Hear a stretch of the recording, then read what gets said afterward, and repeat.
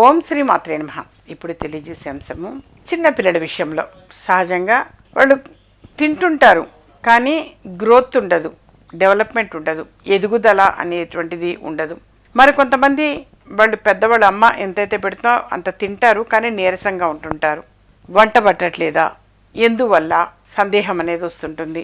తింటూనే ఉంటాడు లేదా ఉంటుంది వాళ్ళ పిల్లలు, కానీ డెవలప్మెంట్ లేదు, సన్నగా అలాగే ఉన్నారు అని చెప్పేసి కూడా కొద్దిమంది బాధపడతారు. కొంతమంది విషయంలో బాధపడతారనుకోండి.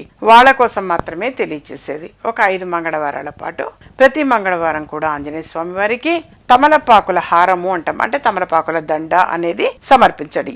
ఇన్నే తమలపాకులు ఉండాలని ఏం లేదు, స్వామివారి మెడలో సరిపడా తమలపాకుల దండ అనేది సమర్పించండి. ఒకటి. నెంబర్ 2, అరటి పళ్ళు తీసుకొని వెళ్ళండి. మీ శక్తి కొద్ది, డజనా, 2 డజన్ల, 3 డజన్ల మీ ఇష్టం, తీసుకొని వెళ్ళి అవి నైవేద్యం పెట్టించి, మీరు చిన్నపిల్లలు ఎవరైతే గ్రోత్ డెవలప్మెంట్ లేదు అని అనుకుంటారో, ఫిజికల్గా అనుకుంటారో, వాళ్ళతోటి ఈ అరటి పళ్ళని ప్రసాదంగా తలా ఒకటి పంచిపెట్టమని చెప్పండి.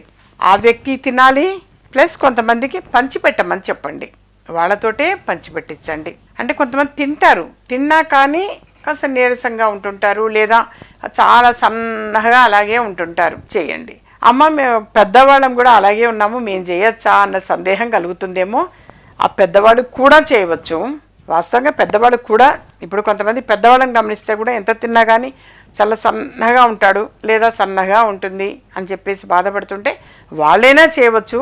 కాకపోతే చిన్నప్పటి నుంచి కాస్త ఫౌండేషన్ స్ట్రాంగ్ ఉండాలనుకుంటాం కదా, అందుకని పసిపిల్లల విషయంలో చిన్నపిల్లల నుంచి మొదటి నుంచి కూడా ఇలా కనుక జాగ్రత్తగా మెయింటైన్ చేస్తూ వస్తే మాత్రం డెఫినెట్గా వాళ్ళల్లో చేంజ్ అనేది చూస్తారు నాన్న. పిల్లల్లో మంచి మార్పు అనేది వస్తుంది.